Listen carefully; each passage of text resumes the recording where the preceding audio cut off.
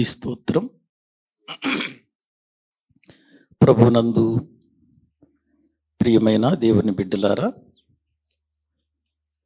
దైవజనులారా, ప్రభు అయిన యేసు క్రీస్తు నామములో మనమందరం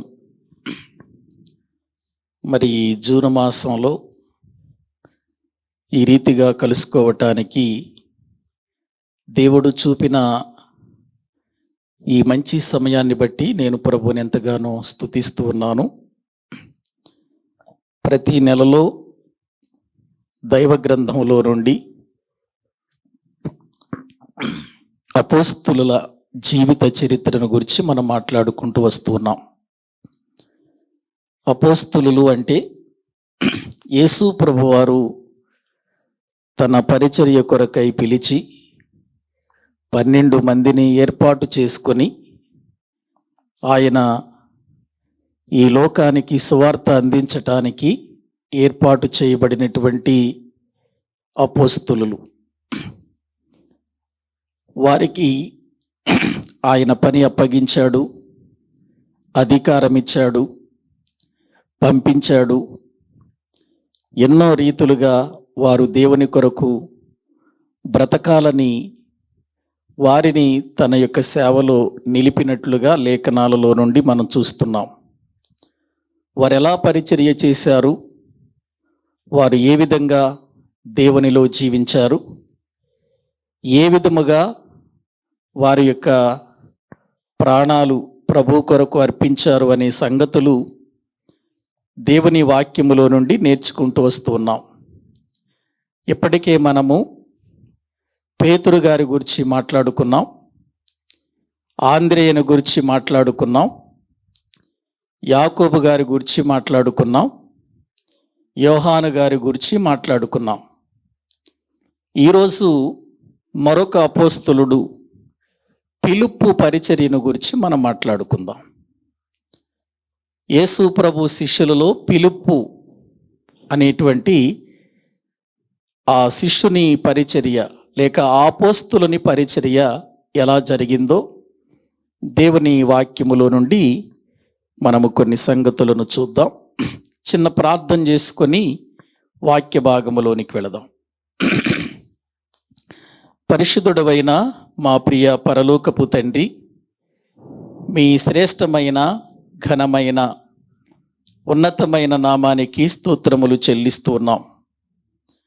మరోసారి ఈ మధ్యాహ్నపు వేళ నీ మాటలు వినటానికి మేమందరము ఇక్కడ కూడి ఉండగా, అపోస్తలులు ఏ విధమైన పరిచర్యను కొనసాగించారో నేర్చుకోవటానికి, మరొక అపోస్తలుని గూర్చి మేము తెలుసుకోవటానికి మీరు మాకు అనుగ్రహించిన ఈ మంచి సమయాన్ని బట్టి మీకు స్తోత్రములు చెల్లిస్తున్నాం.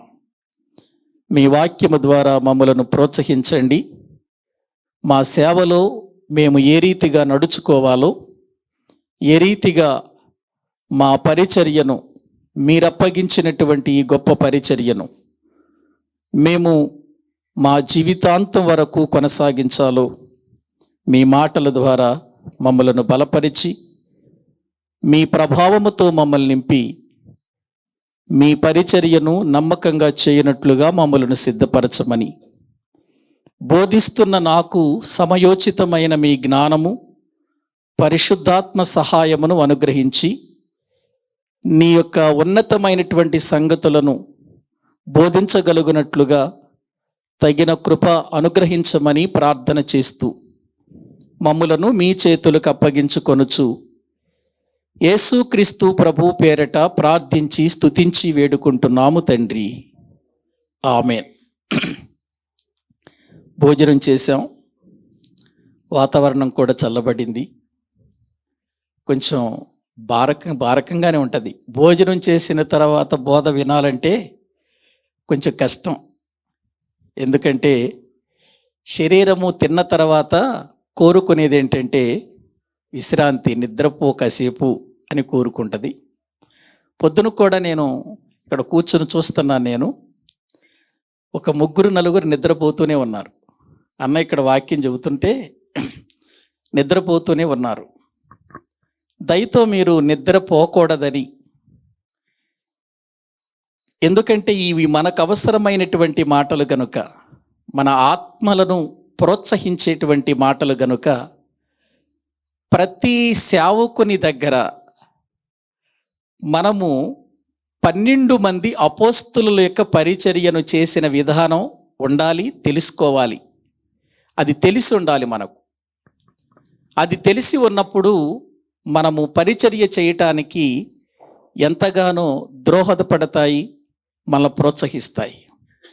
కాబట్టి ఈరోజు నేను బైబిల్ గ్రంథములో నుండి ఫిలిప్పు అనేటువంటి ఒక అపోస్తలుడు గురించి నేను చెప్పాలనుకుంటున్నాను.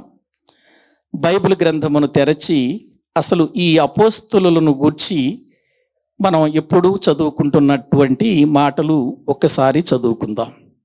మత్తయి సువార్త 10వ అధ్యాయము. మత్తయి సువార్త 10వ అధ్యాయము మొదటి వచనాన్ని మనం చదువుకుందాం. ఆయన తన 12 మంది శిష్యులను పిలిచి, చాలండి. తర్వాత 2వ వచనం, ఆ 12 మంది అపోస్తులుల పేర్లు ఏమనగా, చాలు. తన 12 మంది శిష్యులను పిలిచాడు. పిలిచిన వాడు వారికి అపోస్తులులు అనే పేరు పెట్టాడు. అపోస్తులుడు అనగా దేవుని చేత పంపబడినవాడు అని అర్థం. అపోస్తులుడు అనగా దేవుని చేత పంపబడినవాడు. వారికి అపోస్తులులు అనే పేరు పెట్టి వారికి అధికారం ఇచ్చాడు అని వాక్యంలో మనం చూస్తున్నాం. మళ్ళీ మొదటి వచనం చదవండి. ఆయన తన 12 మంది శిష్యులను పిలిచి అపవిత్రాత్మలను వెళ్ళగొట్టుటకును, ప్రతి విధమైన రోగమును, ప్రతి విధమైన వ్యాధిని స్వస్థపరచుటకును వారికి అధికారం ఇచ్చెను. పిలిచాడు, అపోస్తులులు అనే పేరు పెట్టాడు, వారికి ఏమిచ్చాడు? అధికారం ఇచ్చాడు. అధికారం ఇచ్చి ఏం చేస్తున్నాడు? 5వ వచనం, యేసు ఆ 12 మందిని పంపుచు. చూడండి, ఆ 12 మందిని పంపుచు అంటే పంపుచున్నాడు. పిలిచాడు, అపోస్తులులు అని పేరు పెట్టాడు, అధికారం ఇచ్చాడు, పంపుతున్నాడు. పంపిస్తున్నాడు. దేనికోసం పంపిస్తున్నాడు? భూమి మీద ఉన్న సంగతులు బోధించటానికి కాదు, పరసంబంధమైనటువంటి దేవుని మాటలు బోధించటానికి పంపిస్తున్నాడు. పరసంబంధమైనటువంటి మాటలు బోధించటానికి పంపిస్తున్నాడు. ఇప్పుడు ఆ పంపించబడుతున్న వారిలో మనము కొంతమంది వ్యక్తులను గురించి అంతకుముందు ధ్యానం చేశాం. ఈరోజు మరొక వ్యక్తిని గురించి మనం చెప్పుకుంటున్నాం అన్నాం కదా. 2వ వచనం చదవండి ఇప్పుడు మళ్ళీ. ఆ 12 మంది అపోస్తులుల పేర్లు ఏమనగా, మొదట పేతురనబడిన సీమోను. అంటే పేతురు, సీమోను వీళ్ళిద్దరు ఒకటే కదా. పేతురనబడిన సీమోను, ఇతనికే కదా కేఫా అనే పేరు ప్రభు పెట్టాడు. ఇతని గురించి మనం నేర్చుకున్నాం. తర్వాత అతని సహోదరుడగు ఆంద్రేయను గురించి కూడా మనం నేర్చుకున్నాం. తర్వాత జబదయి కుమారుడగు యాకోబు, అతని సహోదరుడగు యోహాను. అంటే వీళ్ళిద్దరు అన్నదమ్ములు, జబదయి కుమారులు. ఎవరు? యాకోబు, యోహాను. వీరిద్దరికి యేసు ప్రభు పెట్టిన పేరేంటి? బోయనెర్గెస్, అంటే ఉరిమెడి వారు అనే పేరు పెట్టాడు. వీళ్ళ గురించి కూడా మనం మాట్లాడుకున్నాం. ఇప్పుడు చదవండి, పిలుపు. చాలు. ఇప్పుడు ఈ వ్యక్తిని గురించి మనం మాట్లాడుకోబోతున్నాం. ఈయన ఎన్నో వ్యక్తి? ఇప్పుడు 5వ వ్యక్తి. ఈ వ్యక్తిని గురించే మనం మాట్లాడుకుంటున్నాం. ఈ పిలుపు ఎక్కడివాడు? ఎలా దేవుని కనుగొన్నాడు? ఎలా దేవుని పరిచర్య చేశాడు? ఎలా దేవుని కొరకు తన జీవితాన్ని ముగించాడు అనే సంగతులు మనము కొన్ని నిమిషాలు చాలా జాగ్రత్తగా ఆలోచన చేద్దాం రండి. ప్రియులారా, పిలుపు అనేటువంటిది యూదుల పేరు కాదది. పిలుపు అనేటువంటి మాట యూదుల పేరు కాదు, అది గ్రీకుల పేరు. అది గ్రీకులు తీసుకొచ్చినటువంటి పేరు. పిలుపు అనే మాటకు అర్థం గుర్రముల మీద ప్రియమైన వాడు, లేక గుర్రముల ప్రియుడు, అంటే అశ్వముల ప్రియుడు, అశ్వప్రియుడు అని అంటారు. అంటే గుర్రముల ప్రియుడు అని ప్రియులార అర్థం. ఈ పిలుపు అనేటువంటి పేరు గ్రీకు పేరు. గ్రీకు సామ్రాజ్యాన్ని పరిపాలించినటువంటి వ్యక్తి ఎవరు? అలెగ్జాండర్ ద గ్రేట్ అని మనం చెప్పుకుంటాం కదా. అలెగ్జాండర్ అనేటువంటి వ్యక్తి గ్రీకు సామ్రాజ్యాన్ని పరిపాలించాడు. ఇతడు చాలా వేగంగా ప్రపంచాన్ని జయించినటువంటి వాడిగా మనం చూస్తున్నాం. ఇతని తండ్రి పేరు పిలుపు అన్నమాట. ఇతని తండ్రి పేరు పిలుపు. ఈ పిలుపు అనేటువంటి ప్రియులార పేరు కలిగినటువంటి అలెగ్జాండర్ యొక్క తండ్రి, ఆ యొక్క తండ్రి యొక్క విధానాన్ని బట్టి అతడు ప్రపంచాన్ని జయిస్తూ పాలస్తీనాను కూడా అతడు కొంత తన వైపుకు ప్రియులారా ఆకర్షించుకున్నాడు. అంటే జయించాడు. పాలస్తీనా అనేటువంటి ప్రదేశాన్ని కూడా అతడు జయించాడు. ఆ పాలస్తీనాలో నార్త్ అంతా, అంటే ఆ గలిలయ సముద్రం అంతా కూడా ఇతని స్వాధీనములో ఉంది.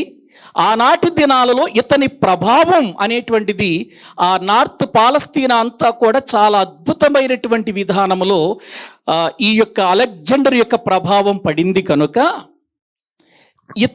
ఈ పేరు చాలా మంది పెట్టుకోవటం ప్రియులారా అలవాటైపోయింది. యూదులలో కూడా చాలా మంది పిలుపు అనేటువంటి పేరు పెట్టుకోవటం ఒక అలవాటైపోయింది. ఇది యూదుల పేరు కాదు, ఇది గ్రీకు నుండి వచ్చినటువంటి పేరు. ఇది బాగా గమనించండి. ఇక మనము జ్ఞాపకం చేసుకుంటే ఈ పేరును బట్టే, ఈ పిలుపు అనే పేరును బట్టే ఫిలిప్పీ పట్టణం ఫిలిప్పీ సంఘానికి ఉత్తరం రాశాడు కదా పౌలు గారు. ఫిలిప్పీలకు రాసిన పత్రిక అంటే ఫిలిప్పీ పట్టణములో ఉన్న సంఘానికి రాసిన పత్రిక అది. కాబట్టి ఈ పిలుపు అనేటువంటి పట్టణము అనేటువంటి ఈ పట్టణానికి ఈ పిలుపు అనేటువంటి పేరు కూడా గ్రీకులను బట్టి మాత్రమే వచ్చింది. గ్రీకులను మా సామ్రాజ్యాన్ని బట్టే ఆ పేరు వచ్చినట్లుగా మనం చూస్తూ ఉంటున్నాం ప్రియులారా. అయితే ఈ పిలుపు అనేటువంటి వ్యక్తులు బైబిల్ గ్రంథములో మనకు క్రొత్త నిబంధనలో ప్రాముఖ్యంగా నలుగురు కనబడతారు. మనకు అర్థం కావాలి అసలు ఈ పిలుపు ఏ పిలుపు అనేది మనకు అర్థం కావాలి. కొంతమంది సేవకులకు కూడా బైబిల్ గ్రంథములో పిలుపు అనేటువంటి మాటలు వచ్చినప్పుడు ఆ పిలుపు అనేటువంటి మాట ఎవరిని గురించి చెప్పబడింది అనేటువంటిది కొంచెం సందిగ్ధంలో ఉంటారు. అందుచేత బైబిల్లో ఉన్న ఆ నలుగురు పిలుపులను గురించి మనం ఒకసారి చూద్దాం. మొట్టమొదటిగా మనము దేవుని వాక్యములో నుండి లూకాసు వార్త 3వ అధ్యాయము 1వ వచనం చదవండి. లూకాసు వార్త 3వ అధ్యాయము 1వ వచనాన్ని మనము చదువుకుందాం. తిబిరేయ కైసరయ ఏలుబడిలో 15వ సంవత్సరమందు యూదయాకు పొంతి పిలాతు అధిపతిగాను, గలిలయకు హేరోదు చతుర్థాధిపతిగాను, ఇతూరుయ తకోనితి దేశములకు అతని తమ్ముడైన పిలుపు చతుర్థాధిపతిగాను అని ఉంది. చూడండి అక్కడ ఏవండి, ఇక్కడ మనకు ఒక వ్యక్తి కనబడుతున్నాడు, పిలుపు. అతడు ఎవరు అని వ్రాయబడింది? చతుర్థాధిపతి అని వ్రాయబడింది. అంటే కొన్ని ప్రాంతాలకు అధిపతి. చతుర్థాధిపతి అంటే 4 ప్రదేశాలకు అధికారము వహిస్తున్నటువంటి వ్యక్తి. అంటే అధికారము వహిస్తున్నటువంటి వ్యక్తి ఈ పిలుపు. ఇతడు యేసు ప్రభు శిష్యుడు కాదు. ఇతడు యేసు ప్రభు శిష్యుడు కాదు. ఇతడు రాజ్యాలను పరిపాలిస్తున్న అధికారము కలిగినటువంటి ప్రియులర పిలుపు. అంటే ఇతడు రాజకీయ సంబంధమైనటువంటి వ్యక్తిగా మనకు కనబడుతున్నాడు. ఈ వ్యక్తే ఎవరంటే మహాహేరోదు కనబడతాడు కదా. యేసు క్రీస్తు ప్రభు వారు పుట్టినప్పుడు ఉంటాడు కదా. జ్ఞానులు ఆయన దగ్గరికి వస్తారు కదా. ఆయన దగ్గరికి వచ్చి యూదుల రాజుగా పుట్టినవాడు ఎక్కడా అని అడుగుతారు కదా. ఆ హేరోదు, మహాహేరోదు అన్నాం కదా ఆయన్ని, హేరోదుల గురించి చెప్పేటప్పుడు. ఆ మహాహేరోదుకు చాలా మంది భార్యలు ఉన్నారని చెప్పుకున్నాం. ఆ భార్యలలో ఒక భార్య యొక్క కుమారుడే ఈ పిలుపు. ఇతడు చతుర్థాధిపతి, రాజకీయంగా ఇతడు ఒక అధికారిగా ఉన్నట్లుగా మనము చూస్తున్నాం. ఇక మరొక రెండవ ప్రియులార వ్యక్తిని మనము చూద్దాం. మత్తయి సువార్త 14వ అధ్యాయము 6వ వచనాన్ని చదువుకుందాం. మత్తయి సువార్త 14వ అధ్యాయము 6వ వచనాన్ని మనము చదువుకుందాం. అయితే హేరోదు జన్మదినోత్సవము వచ్చినప్పుడు హేరోదియా కుమార్తె వారి మధ్య నాట్యమాడి హేరోదును సంతోషపరిచెను కనుక వాగ్దానము చేసెను.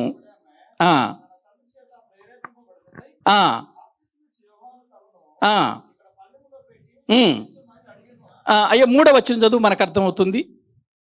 ఏలయనగా నీ సహోదరుడైన పిలుపు భార్యయగు హేరోదియను ఉంచుకొనుట న్యాయము కాదని యోహాను చెప్పగా అనే మాట మనము చూస్తున్నాం. ఇక్కడ మనకు ఒక పిలుపు కనబడుతున్నాడు చూడండి. ఈ పిలుపు భార్యనే హేరోదు తీసుకొచ్చుకుని ఉంచుకున్నాడు, హేరోదియను.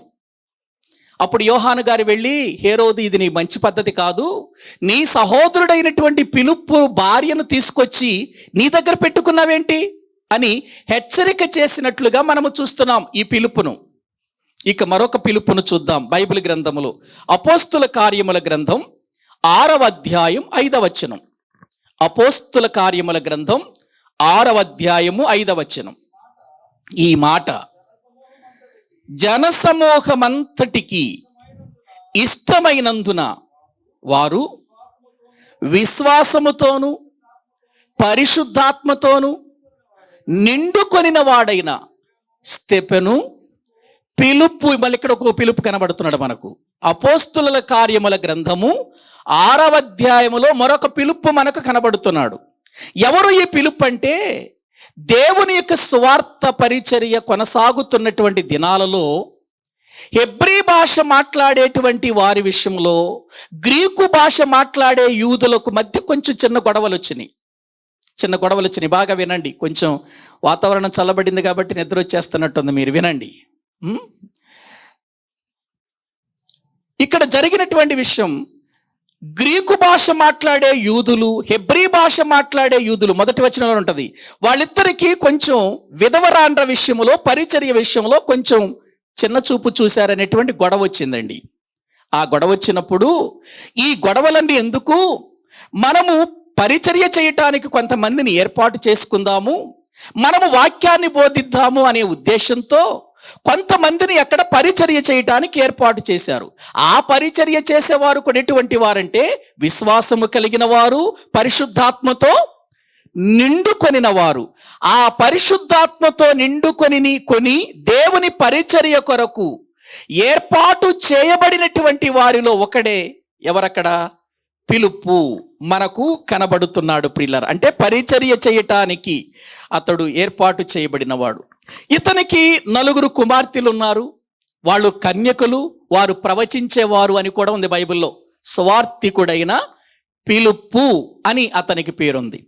మరొకటి మీకు బాగా అర్థం కావాలంటే, కందాకే కింద మంత్రిగా ఉన్నటువంటి నపుంసకుడు యెరూషలేము నుండి గాజాకు వెళుతూ, అతడు యెరూషలేముకు వచ్చి ఆరాధన చూసుకుని వెళ్ళిపోతుంటే, 8వ అధ్యాయంలో ఉంటుంది కదా, వెళ్ళిపోతూ ఉంటే అతడు యెషయా గ్రంథాన్ని చదువుతున్నప్పుడు దేవుని ఆత్మ ఈ పిలుపు దగ్గరికే వచ్చి, నువ్వు త్వరగా వెళ్ళు, ఇదిగో నపుంసకుడు రథం ఎక్కి వెళుతున్నాడు, యెషయా గ్రంథాన్ని చదువుతున్నాడు, నువ్వు వెళ్ళి అతనికి ఆ మాటలు వివరించని చెబితే దేవుని ఆత్మ చేత కొనిపోబడి ఆ రథము దగ్గరికి వెళ్ళి ఆ రథములో ఉన్నటువంటి నపుంసకునికి వాక్యం చెప్పి బాప్తీసం ఇచ్చిన వాడెవరు? ఇదిగో ఈ ఫిలిప్పే. ప్రియులారా గమనించండి. ఇక ఆఖరిగా ఈరోజు మనము చెప్పుకోబోతున్నటువంటి ఫిలిప్పు ఎవరంటే ప్రభు అయిన యేసుక్రీస్తు వారి యొక్క శిష్యుడు. ఇతని ఊరు బేత్సయిదా. యోహాను సువార్త 1వ అధ్యాయం చూడండి ఒకసారి. యోహాను సువార్త బైబిల్ గ్రంథములో 1వ అధ్యాయం 44వ వచనం చదవండి. 44వ వచనం. ఫిలిప్పు ఏ ప్రాంతపు వాడు? బెత్సయిదా వాడు. బెత్సయిదా అనేటువంటి ఆ పేరు వినగానే ఇక్కడి వాళ్ళు ఇంకొకళ్ళు ఎవరో గుర్తొస్తున్నారే మనకి? రావట్లేదా? అంతకు ముందు చెప్పుకున్నాంగా. ఆ కథ చదవండి అయ్యా, కింద చదువు, అక్కడే ఉంటది. అనగా ఆంద్రేయ, పేతురు. అంటే ఈ బెత్సయిదా ఎవరి పట్టణం? అంతకుముందు చెప్పుకున్నాంగా, ఆంద్రేయ ఊరు అదే, పేతురు గారి ఊరు అదే, ఇప్పుడు ఫిలిప్పు ఊరు కూడా అదే, బేత్సయిదా అనేటువంటి ప్రాంతం. వీళ్ళంతా ఒక్క చోట ఉన్నటువంటి వారిగా దేవుని వాక్యములో మనము చూస్తూ ఉన్నాం. బేత్సయిదా ఈ కపెర్నహూము పట్టణానికి దగ్గరగా గలిలయ సముద్ర తీరాన ఉన్నటువంటి ప్రాంతాలలో ఈ బేత్సయిదా ఒకటి. ఈ ప్రాంతములో ఉండి గలిలయ సముద్రములోనికి వెళ్ళి చేపలు పడుతూ వీళ్ళంతా కూడా దేవుని యొక్క సన్నిధానములో వారు ప్రియులార దేవుని మాటలు వింటూ బ్రతుకుతున్నవారు, ధర్మశాస్త్రమును తెలుసుకుంటూ బ్రతుకుతున్నవారు. ఒక రోజున జరిగినటువంటి గొప్ప విషయం ఏంటంటే, ఫిలిప్పు జీవితంలో ఫిలిప్పుకు ఒక ఆశ కలిగింది. మెస్సయ్యా మెస్సయ్యా మస్సయ్యా, ఎక్కడ చూసినా ఈ మాటలు వినబడుతున్నాయే, ఎక్కడ చూసినా మెస్సయ్య అనే మాటలు. ప్రజల మధ్యకు వెళితే మెస్సయ్య మాట వినబడుతుంది, అధికారుల దగ్గరికి వెళ్ళినా మెస్సయ్య మాట వినబడుతుంది, ఊరిలో ఏ ప్రాంతానికి వెళ్ళినా మెస్సయ్య మెస్సయ్య అనే మాట వినబడుతుందే. అసలు ఈయన ఎవరు నేను కనుక్కోవాలి, ఎక్కడుంటాడు, ఏ రీతిగా ఉంటాడు, అసలు ఈయన నేను తెలుసుకోవాలి అని వెదకి కనుగొన్నాడండి ఈ ఫిలిప్పు యేసుక్రీస్తు వారిని. చూడండి ఒక్కసారి దైవ గ్రంథములో ప్రియులారా మనము చూడగలిగితే వ్రాయబడినటువంటి మాటలను మనం ఆలోచన చేద్దాం. అదే యోహాను సువార్త దేవుని వాక్యములో 1వ అధ్యాయము 45వ వచనం. ఫిలిప్పు కనుగొని ధర్మశాస్త్రములో మోషేయు ప్రవక్తలను ఎవరిని గూర్చి వ్రాసిరో ఆయనను ఏం చేసామంటున్నాడు? కనుగొంటిని అని అంటున్నాడు. చూడండి, మేము కనుగొన్నాం ఆయన్ని. ఆయన గూర్చి మన ప్రవక్తలు చెప్పారు కదా, మోషే చెప్పాడు, మరి ప్రవక్తల గ్రంథాలలో వ్రాయబడింది కదా, ఆయన వస్తాడు, మెస్సయ్య వస్తాడని ఇంతకాలము నుండి మనం వింటూ వస్తున్నాం కదా, ప్రవక్తల మాటలను చదువుతూ వస్తున్నాం కదా. చదువుతూ వస్తున్నటువంటి ఆ మెస్సయ్య, ఆ ప్రవక్తలు చెప్పిన మెస్సయ్యను మేము కనుగొంటిమి అన్నాడు. అంటే ఎంత వెదికాడో ఒకసారి ఆలోచించండి. కనుగొన్నాను అని అన్నాడంటే వెదికాడనా లేదా అర్థం? ఏవండి, వెదికాడు. ఎక్కడ ఈయనెక్కడ మెస్సీ అంటున్నారు? ఎక్కడ? లేఖనాలను ఇతడు నెరవేర్చేవాడుగా ఉన్నాడట. ఎక్కడ ఈయన, ఎక్కడని వెదకి కనుగొన్నాడంటే ఫిలిప్పు సామాన్యమైన వాడు కాదని మనకు అర్థమవుతుంది. అంటే ఇప్పుడు ఫిలిప్పులో మనకేంటంటే, ఏదైనా ఒక పని చెయ్యాలంటే ఆ పని విషయములో ఆ పని జరిగేంత వరకు అతడు నిద్రపోడనమాట. తన మనసులో ఏదైనా ఒకటి అనుకున్నాడు అనుకోండి, అనుకున్నది జరిగేంత వరకు నిద్రపోడు. అంత పట్టుదల కలిగినటువంటి వ్యక్తి ఫిలిప్పు.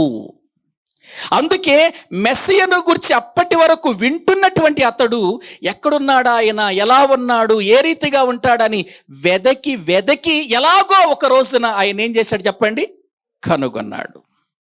ప్రియులారా, కనుగొనుట నిజంగా అతని వెదుకులాటలో క్రీస్తు ప్రభువారును కనుగొని అతడు మేము కనుగొన్నాము అని చెబుతున్నాడు. ధర్మశాస్త్రములో ఉన్నటువంటి చెప్పినటువంటి యేసు క్రీస్తుని మేము కనుగొన్నాం, మెస్సయ్యను మేము కనుగొన్నాం అని అంటున్నాడు. అని అంటే ఇతనికి మోషే గ్రంథం తెలుసు, ఇతనికి ప్రవక్తల గ్రంథాలను గురించి కూడా తెలుసు అన్నమాట. ఏమంటే అక్కడ ఉంది కదా, అతడే చెబుతున్నాడు. ఏమని చెబుతున్నాడు? మోషేయు ప్రవక్తలను ఎవరిని గూర్చి వ్రాసారో ఆయనను కనుగొన్నాం. ఎవరిని గురించి రాశారు? మోషే గాని ప్రవక్తలు ఎవరిని గురించి రాశారు? యేసుక్రీస్తుని గురించి రాశారు, మెస్సయ్యను గురించి రాశారు, మెస్సయ్యను గూర్చి రాశారు. కాబట్టి మేము ఆయన కనుగొన్నాం అని అంటున్నాడు. అని అంటే ధర్మశాస్త్రము తెలిసినవాడా తెలియనివాడా పిలుపు? ధర్మశాస్త్రం తెలిసిన వ్యక్తి. ఎందుకు? ప్రవక్తల గ్రంథాలను ఎత్తి చూపుతున్నాడు, ధర్మశాస్త్రాన్ని ఎత్తి చూపుతున్నాడు. కాబట్టి ఇతడు ధర్మశాస్త్రములో ప్రవక్తలు చెప్పిన మాటలను నమ్మాడు, వాటిని విశ్వసించాడు, వాటిని చదివినటువంటి వాడిగా మనకు అర్థమవుతుంది. మరొక విషయం చెప్పనా? కనుగొన్న ఇతడు అమ్మయ్య చాలు, నా జీవితానికి నేను మెస్సయ్యను కనుగొన్నాను, నేను ఏదైతే అనుకున్నానో అది జరిగిపోయింది అని అంతటితో ఆగిపోలేదు. కానీ ఈ మెస్సయ్య దగ్గరకు నేను ఎవరినైనా తీసుకెళ్ళిపోవాలి, నేనొక్కడిని మిగిలిపోకూడదు అని నతనయేలు దగ్గరికి వెళ్ళాడు. నతనయేలు దగ్గరికి వెళ్ళి నతనయేలుతో చెబుతున్న మాటలే కదా. ఏమండి, నతనయేలుతో చెబుతున్న మాటలే మన 45వ వచనంలో చదువుకుంది. చదువయ్య, మళ్ళీ చదువు. పిలుపు నతనయేలును కనుగొన్నాడు. చూడండి, అక్కడేమో మెస్సయ్యను కనుగొన్నాడు, ఇక్కడ ఎవరిని కనుగొంటున్నాడు? ఎవరు దొరుకుతారా యేసు ప్రభు దగ్గర తీసుకెళ్ళటానికి? ఎవరు దొరుకుతారా అని అతడు తపన పడుతూ వెదకగా ఒక వ్యక్తి దొరికాడు ఆయనకి. ఎవరు? నతనయేలు. అంత ప్రియులారా, ఆసక్తి ఏంటి ఆయనకి? ఆయన కనుగొన్నాడు కదా, సరిపోతుంది కదా. కనుగొన్న అతడు తనతో ఆగిపోలేదు. కానీ ఇదిగో ఈ మెస్సయ్య దగ్గరకు నేను మరికొంతమందిని తీసుకెళ్ళాలి, ఒక ఆసక్తి కలిగిన వాడిగా మనకు కనబడుతున్నాడు. దైవజనులుగా మన జీవితంలో కూడా ప్రభువుని ఎరిగాం, ప్రభువును తెలుసుకున్నాం, ప్రభు చేత పిలవబడ్డాం, ప్రభు చేత ఏర్పాటు చేయబడినటువంటి మనము మన జీవితంలో ఒక ఆలోచనతోనే మన జీవితం కొనసాగాలి. నేనెవరినైనా ఒకరినైనా ప్రభు యొద్దకు తీసుకెళ్ళాలి, ఒకరికైనా వాక్యం చెప్పాలి, ఒకరినైనా దేవుని సన్నిధికి నడిపించాలి, ఒకరినైనా రక్షించాలి. ఇదే తపనతో బ్రతకాలి మనం. కనుగొన్న అతడు నతనయేలును కనుగొని చెబుతున్నాడు, మేము మెస్సయ్యను కనుగొన్నాము అని చెబుతున్నాడండి. చదవండి కింద వచనాలు. వ్రాసిరో ఆయనను కనుగొంటిమి, ఆయన యోసేపు కుమారుడైన నజరేయుడగు యేసు అని అతనితో చెప్పిన. ఎవరనుకుంటున్నావు? ఆయన మన మధ్యలోనే ఉన్నాడు కదా యోసేపు నజరేతులో. ఆ నజరేతు యొక్క ఆ ప్రాంతంలో ఉన్నటువంటి యోసేపు కుమారుడు ఆయన ఇప్పటి వరకు ఎవరెవరు అనుకున్నాంగా మనం. ఆయన ఎవరు అనుకున్నారు? ప్రవక్తలు చెప్పిన మెస్సయ్య ఆయన అని చెప్పగానే నజరేతు అనేసరికి నతనయేలుకు కొంచెం డౌట్ వచ్చింది. నజరేతు అనకపోతే డౌట్ వచ్చేది కాదేమో, నజరేతు అనేసరికి డౌట్ వచ్చేసింది నతనయేలుకి. వచ్చి నజరేతులో నుండి మంచిది ఏదైనా రాగలదా అన్నాడు. నజరేతులో నుండి మంచిది ఏదైనా రాగలదా అని అన్నాడంటే నజరేతు ఎటువంటిదో మీరే ఆలోచించుకోండి. నజరేతు అనే మాట వింటేనే ఆనాటి దినాలలో ప్రజలకు అసహ్యం వేసేది. ఎందుకంటే నజరేతు అంతా చెడిపోయిన ప్రాంతం, పాడైపోయిన ప్రాంతం. నజరేతు అనగానే అని కొట్టేటువంటి ప్రాంతం అప్పటికేది. అంతే కదండి. కొన్ని ప్రాంతాలను మనము చూస్తే, కొన్ని ప్రాంతాల గురించి చెబితే పలానా ఊరు, అమ్మో పలానా ఊరా, అమ్మో ఆ ఊరోళ్ళు మంచోళ్ళు కాదండి, పిల్లను కూడా ఇవ్వకూడదండి అని అంటారు. చూసారా? వాళ్ళని మన దగ్గర తెచ్చుకోవటం కానీ మనము వాళ్ళకి ఇవ్వటం కానీ జరిగిందంటే మనకే ప్రమాదం అండి, అసలు ఆ ఊరు మంచిది కాదండి అని అంటారు. మళ్ళీ కొన్ని ప్రాంతాలను గురించి మాట్లాడుతున్నప్పుడు అయ్యా కళ్ళు మూసుకుని వచ్చయ్యా ఆ ప్రాంతంలో పిల్లలకి, వాళ్ళు చాలా మంచివాళ్ళు అయ్యా, ఆ ఊరు మంచిది, ఆ ఊర్లో ఉన్న ప్రజలు మంచివాళ్ళు, చాలా బాగుంటారు చక్కగా అని అనుకుంటాం. చూసారా? మనం అప్పుడప్పుడు అనుకుంటూ ఉంటాం అటువంటిది. ఏవండి, ఇప్పటికీ మన యొక్క గుంటూరు జిల్లాలో కారంచెడు అనే పేరు రాగానే ఏమొస్తుంది మనకి? ఏమండి, కారంచెడు అనే మాట వినగానే మనకు ఎప్పుడో జరిగిపోయింది అది. ఆ మాట అనేసరికి అమ్మో అని అంటాం. ఎందుకని? అక్కడ జరిగిన రక్తపాతం అటువంటిది కనుక. అలాగే నజరేతు అనే మాట ప్రియులార పలకగానే నతనయేలు నజరేతులో నుండి మంచిది ఏదైనా రాగలదా అనేసరికి ఏం ఆర్గ్యుమెంట్ చేయలేదండి పిలుపు. ఒకే ఒక మాట అన్నాడు, వచ్చి చూడయ్య, నీ కళ్ళతో చూడు. నేను చెప్పేదానికంటే నువ్వు వచ్చి చూడు అని అంటున్నాడు. వచ్చి చూడు అని మాట అక్కడ అతడు మాట్లాడుతున్నాడు. నువ్వు వచ్చి చూడు అని అంటున్నాడు. అంటే పిలుపు యొక్క ఆలోచన ఏంటంటే, ఎలాగైనా నతనయేలుని ఎక్కడికి తీసుకెళ్ళాలి? యేసు ప్రభు దగ్గర తీసుకెళ్ళాలి. అది అతని కోరిక, అతని ఆశ. నిజంగా అతడు కనుగొని ఇంకా మరొక వ్యక్తిని దేవుని దగ్గరకు తీసుకుని వెళ్ళాలని ఆశ కలిగిన వాడై ఉన్నాడంటే సామాన్యమైన వాడు కాదు. అందుకే దేవుడు ఆయనను ప్రియులార తన శిష్యునిగా ఏర్పాటు చేసుకోవటం జరిగింది. అయితే కొంచెం విచారకరమైన విషయాలు కూడా ఉన్నాయి పిలుపులో. ఏంటంటే, ఇతను కొన్ని డౌట్స్ ఉంటాయండి, కొన్ని అనుమానాలు ఉంటాయి. ఈ పిలుపుకి తొందరపడి ఏదో ఒక రకంగా అతడు మాట్లాడి, అది తప్పైనా ఒప్పైనా అసలు వాస్తవం ఏంటో తెలుసుకోవాలనేటువంటి ఒక విధానం పిలుపులో ఉంటుందన్నమాట. కొన్ని వచనాలు చూద్దాం మనం బైబిల్ గ్రంథములు. అదే యోహాను సువార్త 6వ అధ్యాయము 5వ వచనం చదవండి. యోహాను సువార్త 6వ అధ్యాయము చదవండి. కాబట్టి యేసు కన్నులెత్తి బహుజనులు తన యొద్దకు వచ్చుట చూచి భుజించుటకు ఎక్కడ నుండి రొట్టెలు కొని తెప్పింతుమని పిలుపుని అడుగుతున్నాడు. ఏమండి, యేసు ప్రభు దగ్గరకు చాలా మంది ప్రజలు వచ్చారండి. కొండ మీదకు చాలా మంది ప్రజలను చూచిన ప్రభువు వీళ్ళందరికీ ఆహారం పెట్టాలి అని అనుకున్నాడు. వెంటనే 12 మంది శిష్యులుంటే యేసు ప్రభు ఎవరిని అడుగుతున్నాడు? వీళ్ళందరికీ రొట్టెలు ఎక్కడ నుండి కొని తేవాలి అని ఎవరిని అడుగుతున్నాడు? పిలుపుని అడుగుతున్నాడు. ఎందుకు పిలుపుని అడుగుతున్నాడు? కింద వచ్చిన చదవండి, 6వ వచనం. ఏమి చేయనయుండెనో తానే ఎరిగియుండి అతనిని పరీక్షించుటకు అలాగ అడిగెను. ఎందుకు అడుగుతున్నాడు యేసు ప్రభు వారు?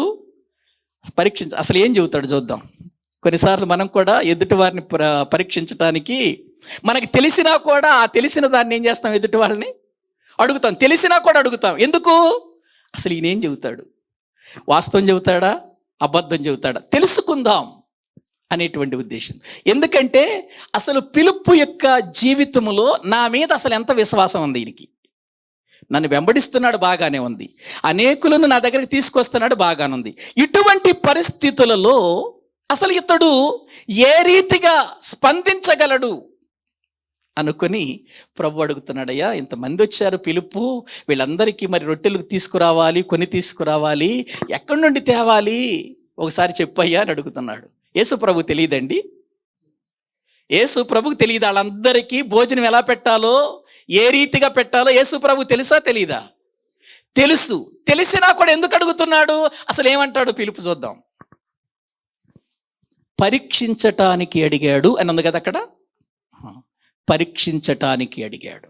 ఎందుకు పరీక్షిస్తున్నాడంటే ఈయనకి కొన్ని డౌట్స్ అలా మిగిలిపోయిన అసంపూర్ణంగా ఉండిపోతున్నాడు పిలుపు. కొన్ని విషయాల్లో వెనకంజ వేస్తూ, కొన్ని విషయాల్లో ముందుకు వేస్తూ అతడు అలా కొనసాగుతున్నాడు ప్రియులారా. అందుకని పరీక్షించటానికి అడుగుతున్నాడు. ఇక ఆ తరువాత మరొక విషయం ఏంటంటే, యేసు ప్రభు దగ్గర తిరుగుతున్నటువంటి అతడు ఎప్పుడు చూసినా యేసు ప్రభు తండ్రి అంటాడు, పరలోకం అంటాడు, తండ్రి అంటాడు, పరలోకం అంటాడు. అసలు ఏంటి?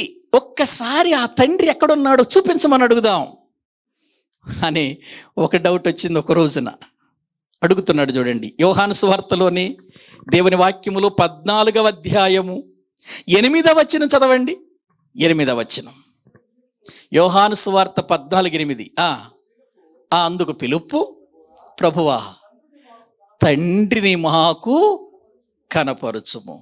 అయ్యా, ప్రతిసారి తండ్రి నిన్ను పంపించాడంటున్నావు, తండ్రి యొద్ద నుండి నేను వచ్చానంటున్నావు, నా తండ్రి నాకంటే గొప్పవాడు అంటున్నావు, నా తండ్రి దగ్గరే నేను నేర్చుకుని వచ్చానంటున్నావు, మాటి మాటికి తండ్రి తండ్రి అంటున్నావు. అసలు ఆ తండ్రిని చూపించాయి ఒకసారి మాకు.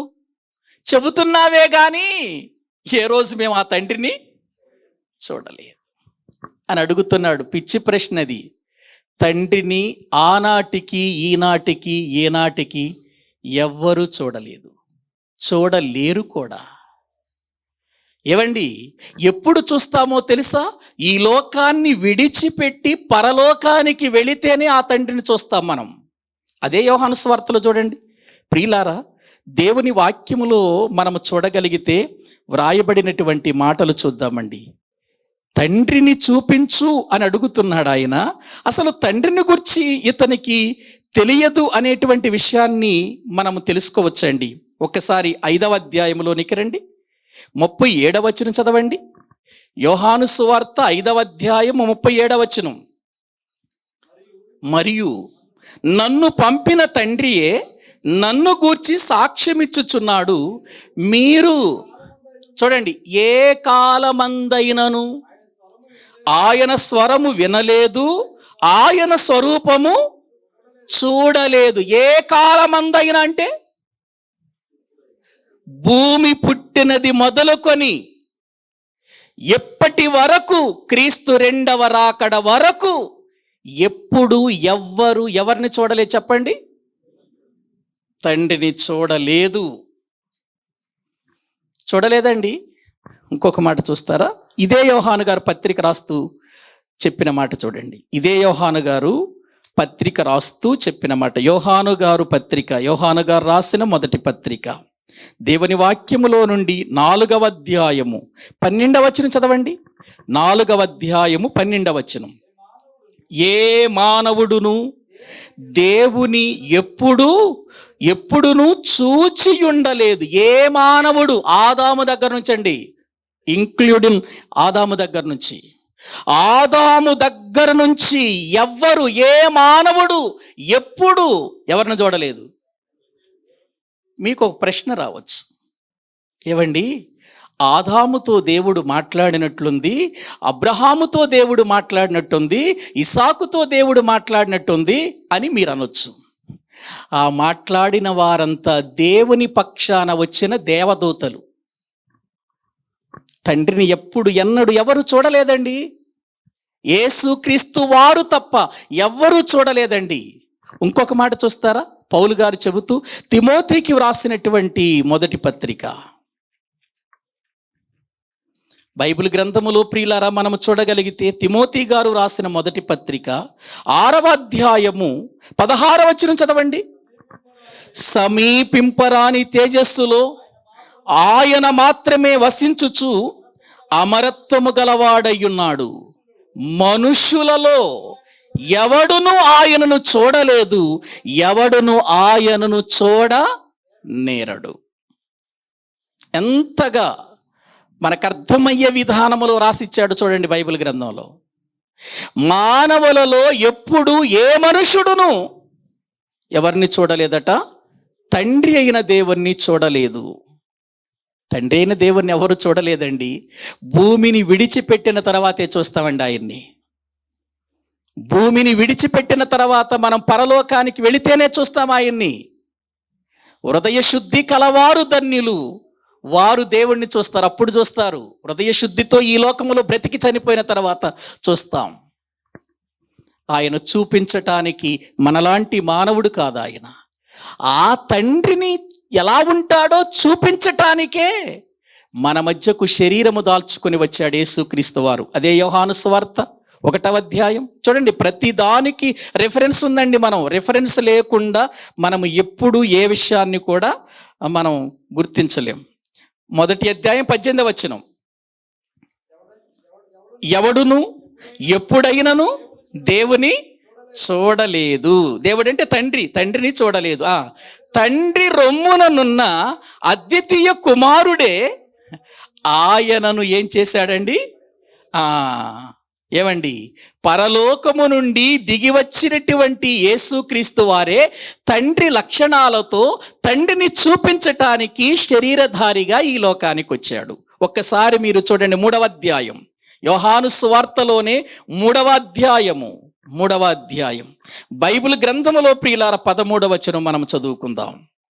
మరియు పరలోకము నుండి దిగి వచ్చిన వాడే తప్ప, అనగా పరలోకములో ఉండు మనుష్య కుమారుడే తప్ప పరలోకమునకు ఎక్కిపోయిన వాడెవ్వడు లేడు. అంటే పరలోకము నుండి వచ్చినవాడు, చనిపోయిన తర్వాత పరలోకానికి ఎక్కిపోయిన వాడు ఈ భూమి మీద చరిత్రలో ఒక్కడున్నాడు. ఎవరాయన? యేసుక్రీస్తు వారు. అదేంటండి, మరి ఎంతోమంది భక్తులు చచ్చిపోయారు కదా, వీళ్ళంతా పరలోకానికి వెళ్ళలేదా? వెళ్ళలేదు. మరి ఎక్కడున్నారు? పరదైసులో ఉన్నారు. యేసుక్రీస్తు 2వ రాకడలో ఆ పరదైసులో ఉన్న వారిని తీసుకొని వస్తాడు. భూమి మీద నిలిచి ఉండే మనము మార్పు చెంది క్షయమైన ఈ యొక్క ప్రియులారా శరీరము అక్షయ రూపముగా మారి మనము వారితో కూడా కలుసుకొని అప్పుడు పరలోకానికి వెళతాం. అప్పటి వరకు చనిపోయిన పరిశుద్ధులందరూ ఎక్కడ ఉండాలి? భూమి క్రింద ఉన్న పాతాళములో పరదైసు అనే స్థలములో. జ్ఞాపకం చేసుకోండి, ఇక్కడ చెబుతున్నాడు, ఆయన తప్ప పరలోకము నుండి దిగి వచ్చిన వాడే పరలోకమునకు ఎక్కిపోయాడు. పరలోకపు సంగతులు ఆయనకే తెలియాలి, పరలోకపు తండ్రి గురించి ఆయనకే తెలియాలి. అందుకే పరలోకమందున్న తండ్రిని బయలుపరచటానికి ఆయన భూమి మీదకి వచ్చాడని లేఖనం చెబుతుందన్నమాట. ఎంత స్పష్టంగా యేసుక్రీస్తు వారు చెబుతుంటే మళ్ళీ ఈయనేంటి అడుగుతాడు? తండ్రిని చూపించమని. తండ్రిని చూపించు అని అడుగుతాడేంటి? అప్పుడు యేసు ప్రభు ఏమన్నాడు చూడండి ప్రియులారా, చదవండి. యోహాను సువార్త దేవుని వాక్యములో నుండి 14వ అధ్యాయము 8వ వచనం. 14వ అధ్యాయం 8వ వచనం. అప్పుడు పిలుపు, ప్రభువా తండ్రిని మాకు కనపరుచుము. నాకంతే చాలయ్యా, ఎప్పటి నుంచో నా ఆశ ఒకటేనయ్యా, నా కోరిక ఒకటేనయ్యా, తండ్రిని చూడాలి. ఎందుకంటే నువ్వు మాట్లాడితే తండ్రి అంటున్నావు, మాట్లాడితే తండ్రిని గురించి చెబుతున్నావు, మాట్లాడితే నా తండ్రి నన్ను పంపాడు అంటున్నావు. అసలు ఎక్కడుంటాడు ఆయన? ఎలా ఉంటాడు చెప్పయ్యా నాకు. ఆయన్ను చూస్తే చాలయ్యా. బైబిల్ ఏం చెబుతుంది? ఆయన ఎవడు చూడలేడు, చూచి బ్రతకలేడు. మోషే కూడా అదే కోరికతో ఉన్నాడు. ఒక రోజున, అయ్యా నిన్ను చూడాలనిపిస్తుందయ్యా. మోషే, నన్ను చూచినవాడు ఎవ్వడు బ్రతకడయ్యా. కాదయ్యా చూడాలయ్యా, చచ్చిపోయాలయ్యా, చూద్దామయ్యా అని ఆయన మరీ పట్టుదల. చస్తే చచ్చాను కానీ ఆఖరిసారి నిన్ను చూసి చచ్చిపోదాం అనుకున్నా. మోషే, నీతో పని ఉందయ్యా భూమి మీద, నువ్వు అప్పుడే చచ్చిపోతే ఎట్లా? సరే చూడాలనుకుంటున్నావు కాబట్టి నేను మేఘముల చాటుగా వెళతాను, మేఘముల క్రింద ఉండి నువ్వు చూడాలన్నాడు. మేఘముల మీద ఆయన ప్రియులర వెళుతూ ఉండగా, మేఘాలు ఉండగా, మేఘాల క్రింద ఉన్నటువంటి మోషే అది చూచి ఏమైపోయాడు? చచ్చినవాడైపోయాడు. ఏమండి, దర్శనంలో చూసే చచ్చినవాడైపోయాడు. దర్శనంలో చూసే ఎవరు? ప్రకటన గ్రంథంలో యోహాను గారు. దర్శనములో చూసే చచ్చినవాడైపోయాడు. మామూలుగా చూస్తే ఆలోచించారా? పరలోకపు తండ్రిని బయలుపరచటానికేనండి యేసుక్రీస్తు వచ్చింది. ఆలోచించండి. అందుకే యేసు ప్రభు ఏమన్నాడు చూడండి, ప్రభువా తండ్రిని చూపించు, నాకంతే చాలును అనగానే యేసు ప్రభు ఏమన్నాడు? పిలుపు, నేను ఇంతకాలం నీ దగ్గరున్నా, నీవు నన్ను ఎరగవా? నన్ను చూచినవాడు నా తండ్రిని చూచినట్టే. నన్ను చూస్తే నా తండ్రిని చూచినట్టే అన్నాడు. నా లక్షణాలు ఎవరివి? నా ఆలోచనలు ఎవరివి? నేను చేసే క్రియలు ఎవరివి? తండ్రివి కావా? కొన్నిసార్లు కొంతమంది పిల్లలను చూస్తాం, అరే అచ్చం వాళ్ళ నాన్న నోట్లో నుంచి ఊడిపడ్డారు వీడు, చేతులు అట్లాగే ఉన్నాయి, కాళ్ళు అట్లాగే ఉన్నాయి, వాడు మాటలు అట్లాగే ఉన్నాయి, వాడు పనులు అలాగే ఉన్నారు, సేమ్ టు సేమ్ అలాగే ఉన్నాడు రా అని అంటాం. ఇక వాడిని చూసి వీడిని చూడాల్సిన అవసరం లేదు, వీడిని చూసి వాడిని చూడాల్సిన అవసరం లేదు, అంతగా అచ్చుగుద్దినట్టు వచ్చేసాడు రా వీడు అని అంటారు. కొంతమంది, రే వీడు ఖచ్చితంగా వాళ్ళ అమ్మలాగానే ఉంది ఈ అమ్మాయి, వాళ్ళ అమ్మలాగానే ఉంది, ఆ మాటలు అంతే, ఆ ముక్కు, ఆ నోరు, ఆ విధానం అంతా అంతే. అది యేసుక్రీస్తు వారు తండ్రి రొమ్మున ఉండి, ఆయన రొమ్మున ఆనుకొని ఉండి, ఆయన ఈ భూమి మీదకు ఆయనను బయలుపరచటానికి వచ్చాను. ఇంకా తెలియదా నీకు ఇన్ని మాటలు చెప్పాను? పిలుపు, తండ్రిని చూపించంటావు, నన్ను చూచావు కదయ్యా, నన్ను చూచిన వాడెవరిని చూచినట్టు? తండ్రిని చూచినట్టేనయ్యా. నా తండ్రి నాలో చేస్తున్న కార్యాలన్నీ ఆయనవే, నేను నడుస్తున్న నడక, నా యొక్క మాటలు, నా తలంపులు, నా ఉద్దేశాలు, ఈ భూమి మీద నేను చేస్తున్నవన్నీ ఆయనవేనయ్యా అని చెబుతున్నాడు. అంటే పిలుపుకు నేను ముందే చెప్పాను కదా, ఏదైనా తన మనసులో ఒకటి వచ్చిందంటే అది తన జీవితంలో నెరవేరేంత వరకు కూడా నిద్రపోయినటువంటి వాడు. ప్రియులారా, ఇక ఆ తర్వాత పిలుపు చాలా సంగతులు ఇలా నేర్చుకుంటూ చాలా విషయాలలో ఒక ఉన్నతమైన స్థాయికి వెళ్ళిపోయాడు. పిలుపు వెళ్ళిపోయి అతడు ఏ స్థితికి వెళ్ళిపోయాడంటే, ముందే చెప్పానుగా, ఆయన మొదటి నుంచి ఉన్న గొప్ప అలవాటు ఏంటంటే, తాను నమ్మిన వాడిని తను మాత్రమే కాకుండా ఇంకా ఎవరినైనా ప్రభు యొద్దకు తీసుకురావాలి. ఇక ఈ రీతిగా ఎలా అయిపోయిందంటే, యేసు ప్రభును చూడాలంటే పిలుపు దగ్గరికి వెళితే చూస్తాంరా అయిపోయింది. ఒక రోజున గ్రీకు భాష మాట్లాడే యూదులు ఆరాధించటానికి వచ్చినప్పుడు, వాళ్ళందరికీ ఒక ఆశ కలిగింది. యేసు ప్రభును చూసి వెళదాం, ఎంత దూరం వచ్చాం కదా, ఆయన ఎక్కడుంటాడు, ఆయన్ని చూసి వెళదామని ఆలోచన వచ్చి ఆయన మరి చూడటం ఎలా, ఆయన ఎక్కడుంటాడో మనకు తెలియదు, ఎట్లా అంటే పిలుపు దగ్గరికి వెళదాం అనుకున్నారు వాళ్ళంతా. చూడండి ఒకసారి బైబిల్ గ్రంథంలో యోహాను సువార్త 12వ అధ్యాయము 20వ వచనం. 12వ అధ్యాయము 20వ వచనం.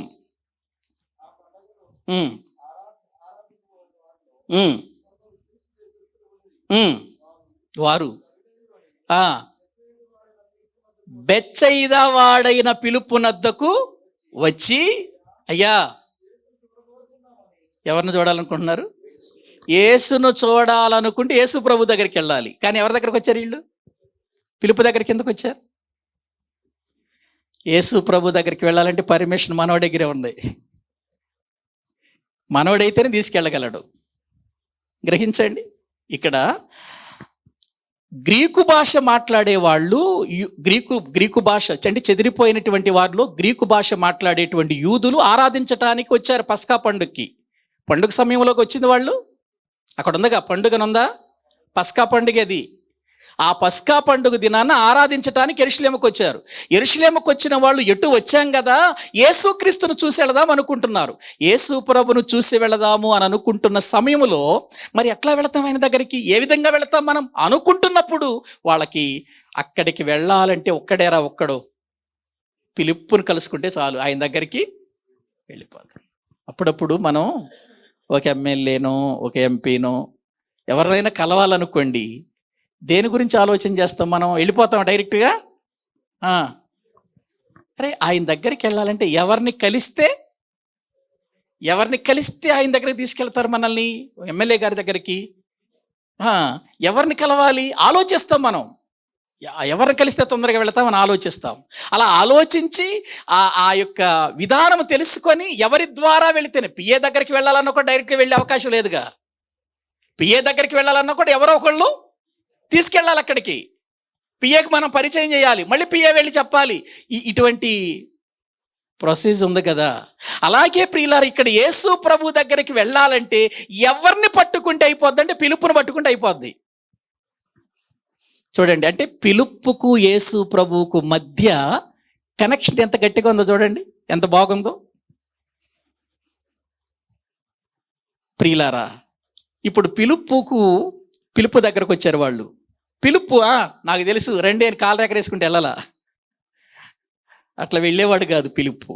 వెంటనే ఆంధ్రీ అన్నయ్యని కలుద్దాం, ఆంధ్రీ అన్నయ్య ఉన్నాడు కదా నాకంటే పెద్దోడు, కలుసుకొని ఇద్దరం కలిసి తీసుకెళ్దామని ఆంధ్రీ దగ్గరికి వెళ్ళాడు. చూడండి అక్కడే ఉంటుందిగా. పిలుపు వచ్చి ఆంద్రియతో చెప్పాడు, అన్న మరి కొంతమంది యూదులు గ్రీకు నుంచి వచ్చారు, వాళ్ళు యేసుప్రభుని చూడాలనుకుంటున్నారు, వచ్చి నన్ను అడిగారు, మరి ఏం చేద్దాం అని ఎవరిని అడుగుతున్నాడు. అంటే ఎప్పుడైనా ఒక పని చెయ్యాలి అని అంటే ఒక మంచి సలహాదారుడి దగ్గరికి వెళతాడు పిలుపు. మంచి సలహా తీసుకుని వెళతాడు. తనకు తెలియని దాన్ని తెలిసినట్టుగా చెయ్యడు.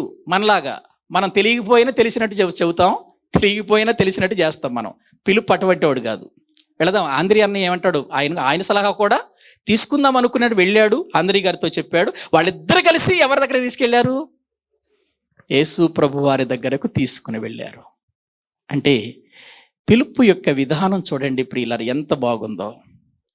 మొదట్లో అతడు కొన్ని విషయాలలో కొంచెం డౌట్స్గా అతనిలో ఉన్న డౌట్స్ ఉన్నా, అతడు రాను రాను ప్రభువు చెప్పే మాటలు విని మంచి పరిపూర్ణతలోనికి వచ్చి ఆ తరువాత దేవుని యొక్క విషయంలో ఒక మంచి ఆత్మీయుడిగా పరిపూర్ణుడయ్యాడు. ఇక ఆ విధంగా అతడు కొనసాగుతూ ప్రియులారా, ఇక మనకు అతడు ఎక్కడ కనబడతాడంటే మళ్ళీ పెంతుకొస్తు దినాన్న మేడగదిలోనే కనబడతాడు మనకు. ఒకసారి చూద్దాము రండి. అపోస్తుల కార్యముల గ్రంథం 1వ అధ్యాయం, అపోస్తుల కార్యముల గ్రంథం 1వ అధ్యాయము 13వ వచనం చదవండి.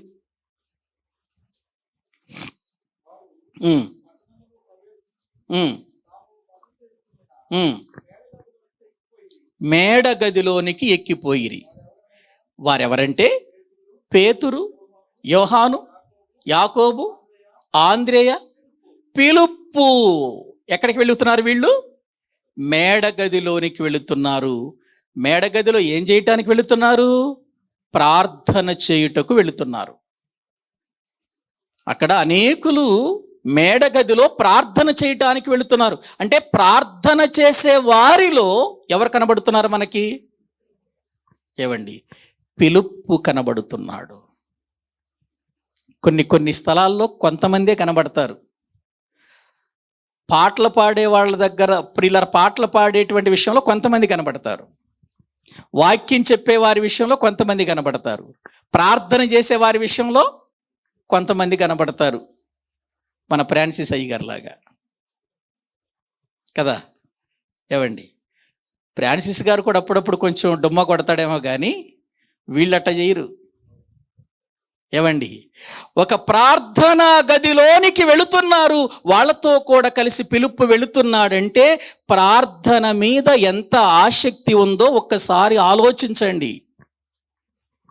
వెళ్ళిపోయారు. ప్రార్థన చేస్తూ ఉండగా ప్రియులారా, పెంతెకొస్తు దినం అంటే 50వ దినం, పరిశుద్ధాత్ముడు భూమి మీదకి రావటం, వాళ్ళందరి మీద దిగటం, వారందరూ అక్కడ ఉన్నటువంటి ప్రజలందరి భాషలలో మాట్లాడటం, దేవుని యొక్క మాటలను వివరించటం, ఇవన్నీ కూడా మనకు అక్కడ జరిగిపోతున్నాయి ప్రియులారా. ఈ రీతిగా దేవుని యొక్క సన్నిధానములో పరిశుద్ధాత్మ అంటే యేసుక్రీస్తు చనిపోయి సమాధి చేయబడి 3వ దినాన తిరిగి లేచి ఆరోహణం అయిపోయిన తర్వాత కదా పరిశుద్ధాత్ముడు వచ్చింది 50వ దినం. ఆ 50వ దినాన్నే పెంతెకొస్తు అని అంటారు. ఆ దినాన వచ్చినప్పుడు దేవుని యొక్క పరిశుద్ధాత్మ అతని మీదకి దిగినప్పుడు వాళ్ళందరూ దేవుని ఆత్మ చేత నింపబడ్డారు. దేవుని స్వార్థ కొరకు వెళ్ళిపోయారు కదా. ఆ వెళ్ళిపోయిన వారిలో పిలుపు ప్రియులారా మైనర్ ఏషియా వెళ్ళాడు, ఆ ప్రాంతాలకు వెళ్ళాడు. ఇది బైబిల్లో లేదు కానీ చరిత్ర చెబుతున్నాను వినండి. ఆ ప్రాంతానికి వెళ్ళాడు. పెర్గెము, స్ముర్న, హియెరిపొలి అనే ప్రాంతాలు మనకు కనబడతాయి కదా బైబిల్లో. ఏమండి, చదివారు ఎప్పుడన్నా? ఈ ప్రాంతాలకు వెళ్ళి భయంకరమైన ఉన్మాదుల మధ్యలో సేవ చేశాడు పిలుపు. భయంకరమైన ఉన్మాదుల మధ్యలో పరిచర్య చేశాడు. అతని పరిచర్యలో ఎన్నో అద్భుతాలు జరిగాయి, ఎన్నో ఆశ్చర్య కార్యాలు జరిగాయి. ప్రియులారా, క్రైస్తవ సంఘ చరిత్రకారులు నిజంగా పిలుపును గురించి వ్రాసిన విషయాలు ప్రియులారా మనం చూస్తూ ఉంటే చాలా ఆశ్చర్యం. ఏంటి పిలుప? అసలు ఏనాడు అసలు ఈ పిలుపును గురించి మేము ఏదో 4-5 మాటలు వింటమే కానీ ఎంత అద్భుతమైన సేవ చేశాడా అనిపిస్తుందండి. సంఘ చరిత్రకారులు రాసినటువంటి, క్రైస్తవ సంఘ చరిత్రకారులు రాసినటువంటి ఆ మాటలు చదువుతుంటే ఆశ్చర్యం అనిపిస్తుంది.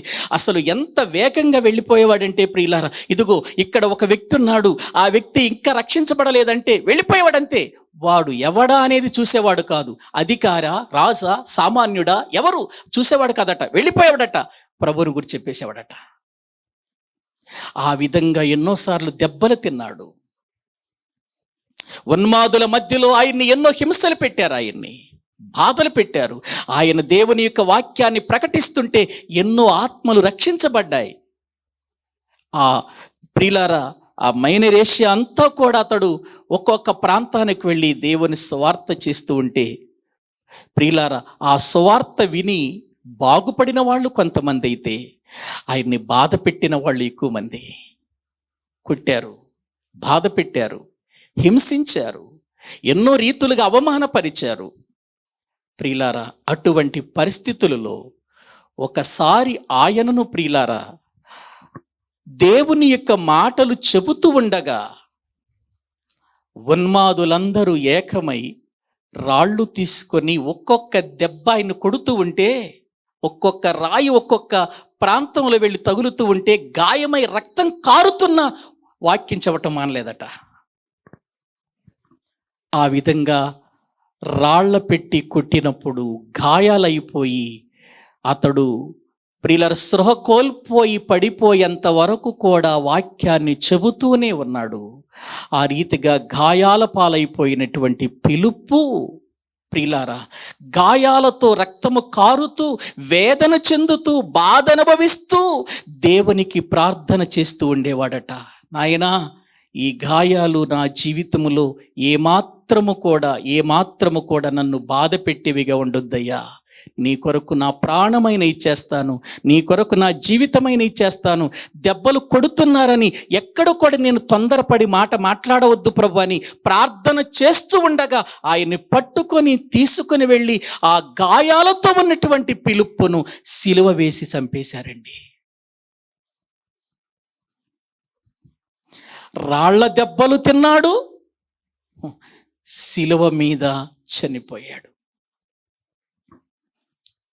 పిలుపు, అపోస్తుడైన పిలుపు పరిచర్య విధానం ఇది. ప్రియులారా, ఆలోచించండి. మెస్సయ్య ఎక్కడా అని కనుగొన్నాడు. కనుగొనిన వాడు అనేకులను నడిపించాడు. నడిపించిన వాడు తన యొక్క డౌట్స్ అన్నీ ప్రభు దగ్గర తీర్చుకున్నాడు. ప్రభువు పరీక్షలో నిలిచాడు. దేవుని మాటలు వింటున్న నా ప్రియ సేవకులారా, మనందరి జీవితాలు నిజంగా బలపడాలంటే, దేవుని కొరకు నిలవాలంటే, మన అన్నలు ఒక పేతురు ఎలా చనిపోయాడో చెప్పుకున్నాం, ఒక ఆంద్రేయ ఎలా చనిపోయాడో చెప్పుకున్నాం. ప్రియులారా, ఒక యాకోబు ఎలా చంపబడ్డాడో చూశాం. ఖడ్గముతో చంపబడ్డాడు. ఇక యోహాను గారు మాత్రమే ఆఖరి వరకు బ్రతికి ప్రకటన గ్రంథము రాసి మళ్ళీ ఎఫెసీ సంఘంలో వచ్చి సువార్త చేస్తూ వృద్ధాప్యములో మరణించిన వాడెవరు చెప్పండి? ఒక్క యోహాను గారే. మిగిలిన వాళ్ళంతా ప్రభు కోసం తమ ప్రాణాలు అర్పించిన వాళ్ళే. కాబట్టి చివరి దినాల్లో ఉన్నాం. ఏ సమయంలో ఏ వార్త వింటామో మన సేవ విషయంలో ప్రియులారా, మన పరిస్థితులన్నీ కూడా వేగంగా ముందుకు వెళుతున్నాయి. కానీ ఎప్పుడు ఏ వార్త వింటామో తెలియని పరిస్థితులు మన దేశంలో ఉండిపోయాయి. ఇటువంటి పరిస్థితుల్లోనే మనం నిలవాలి, గెలవాలి.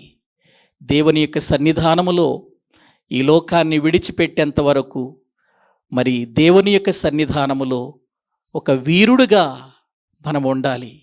ప్రియులార, ప్రభువులో మనము చనిపోయామనుకోండి, అది ఎంత గొప్ప భాగ్యమో తెలుసా అండి? ఏమండి, ఒక దేశం కొరకు ఎవరైనా ఒక వ్యక్తి చనిపోతే ఏమంటారో తెలుసా? వీర జవాన్ అంటారు కదా. వీర జవాన్ చనిపోయాడు అని అంటారు.